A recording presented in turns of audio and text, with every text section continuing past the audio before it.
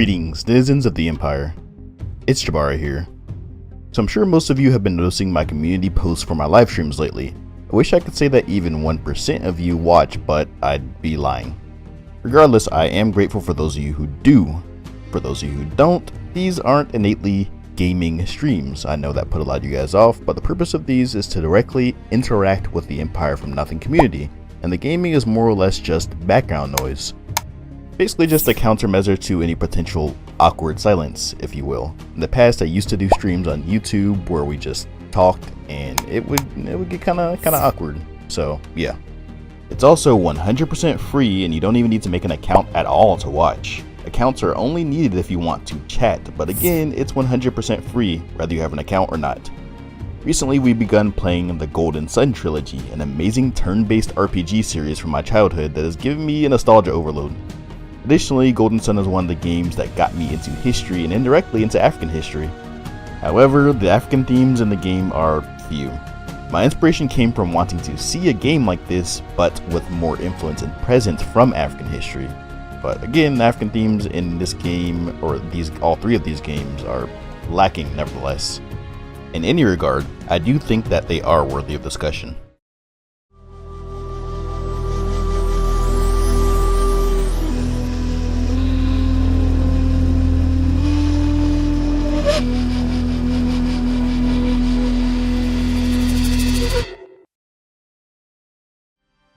So we have the world map known as Wayard, a flat world with infinite waterfalls at the edges. But like the real world, it does have 7 continents. Tundaria, which has no inhabitants, is based on Antarctica. Then we have Oceania, which is like a hybrid between India and Australia, and just a bunch of mythical places, like literally some places have werewolves. Then there's Indra, which is based on India and Southeast Asia collectively. Ateca, which has no inhabitants, but the one cave on there, as far as I can recall, is based on like the Aztec or Maya civilizations. We're not going to spoil it for those of you who are watching the stream. Hesperia is based on North America. Angara is based on East Asia and Europe from the east to west respectively. Then there is Izumo, based on Japan. The Apogi Islands, based on Polynesia. And then a bunch of mythical islands. Then there's Gondwana, which we'll be talking about today, with its northern half based on the Mediterranean, along with a small southern portion of Angara. And then this big sea over here is based on the Mediterranean Sea, known as Karagal. The cultures around here reflect Roman, Greek, Arab, and North African civilizations.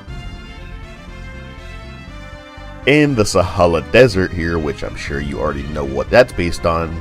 And then this southern portion is based on sub-Saharan Africa. When most outsiders mention this part of the world in the game, they frequently reference it as an unknown or isolated region of primitives. So despite the size and extensiveness of this map, there are only a grand total of 2 villages based on sub-Saharan Africa and no cities. I just want to briefly shout out Happy Hippo Herbals for making this video possible. Happy Hippo Herbals is a provider of numerous alternative medicine products, some of which I use regularly to help me stay focused and feel less anxious in my daily life. You can receive not a 15%, but now a 20% discount on all Happy Hippo Herbals products using my promo code FN10. Go to fromnothing.info/market for a direct link to their website and other brands that I've worked with in the past. As we enter the first village, we immediately notice the name that comes up, Naribway, which is reminiscent of Zimbabwe or Mapungubwe, or, in other words, I guess since it's in the southern portion of the continent, it represents southern African kingdoms and cities like Zimbabwe. We notice the music sounds very similar to what you might expect throughout sub-Saharan Africa, lots of percussion instruments and flutes, and they definitely kind of hit the nail on the head with the African vibe of the music. Trust me when I say I'm very aware that sub-Saharan Africa is a very big region with a wide diversity of music traditions, but I think we can all agree that this music is pretty reminiscent of sub-Saharan African music styles overall. Second thing we notice is the people. They aren't black. Like, they just have this brown color. This is especially noticeable when you talk to women like this merchant and you see her face pop up. Significant characters or, shop merchants and innkeepers always have a little portrait, and as you can see by this portrait, she is definitely not a black woman. This asset, these avatars, pretty much cover everyone in the entire world, from the Southeast Asians, the Native Americans, and in this case the Africans. They all have this exact same avatar. The only ones that are unique are the white people, of course, the ones based on the Chinese, and the ones based on the Japanese. They are all very unique. But then everyone else in the world has this generic brown person look. It's unfortunate, but I guess there's at least some attempt at representation of Africa, right? Next, we'll notice that the architecture is mud huts, which round mud huts are very common throughout sub-Saharan Africa, so that part's not surprising. The thatch looks a little strange, literally looks like leaves, but there are other villages in the game that have proper, like, yellow-colored straw thatch, so that part's a bit confusing. I guess it was just a stylistic choice, they just wanted to make it a little more unique. And then as we venture over and look at the artwork here, you can see these columns with the carvings on them. These are reminiscent of the Bamileke structures of Cameroon. The Bamum Kingdom is notable for having these large wooden and bamboo structures, and many of them have intricately carved sculptures into the support columns, and even the thrones. Wood carving was just a very prominent part of the Bamileke art. And African art in general has placed extra emphasis in the carving of wooden sculptures. And the last element of this village that we want to touch on is this storyteller. As you can see, his hut has this little ram skull at the top. You go in, he's dressed up, a skull mask, you talk to him. You see he has all these mirrors and candles and stuff. You talk to him, he has a skull mask on. Can barely make out his facial features, but he could pass as an African man. He's a teller of fortunes. I'm pretty sure that's a play on African griots. You show him an item and he pretty much tells you about that item. So I guess it's just a play on, griots, as I said. As you can see, you talk to him, you put it on the table. He asks, "Are you prepared?" Then he dances. And I guess reaches out to the ancestors or the spirits or, whatever they want the story to be in this game. And then after the fact, he just gives you some info about that item, pretty much gives you a reading of what will probably happen in the future. It is ambiguous enough to where it can actually be reasonably accurate.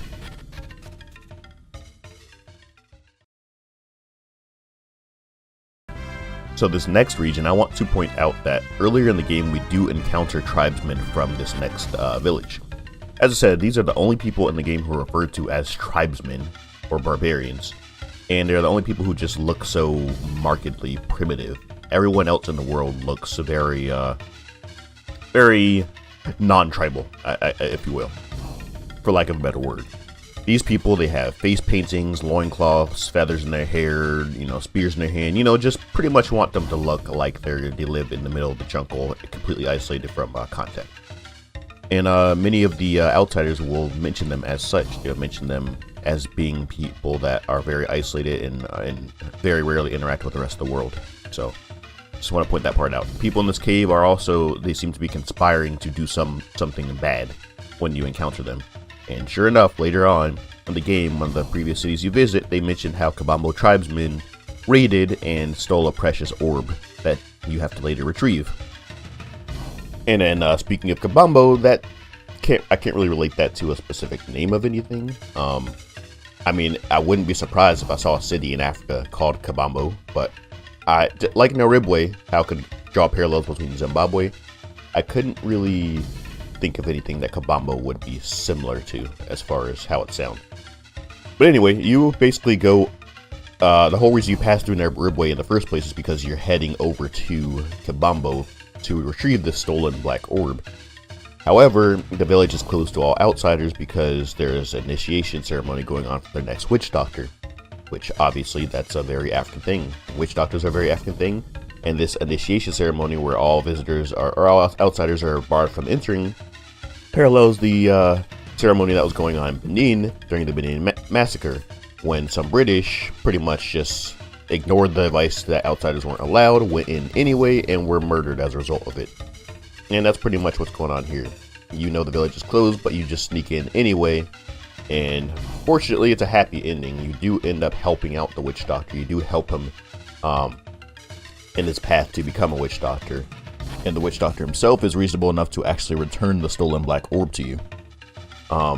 As he attempts to appease a giant statue which he worships. And I think right here is just kind of a, misunderstanding with African cultures. People think that they worship statues and idols, but in reality they're just representations of their gods and their ancestors. No different than a cross is a representation for Jesus Christ and you wearing one on your necklace or tattooing it on your body. It's a similar concept. This statue itself is known as Gagomba, which I can't think of the direct parallel for this. However, there was a kingdom in West Africa called Dagomba, so I think this more or less aligns with that. I mean, one's a statue and one's a kingdom, but I think the inspiration for the name may have come from Dagomba. The witch doctor himself, again, important characters and merchants tend to have portraits.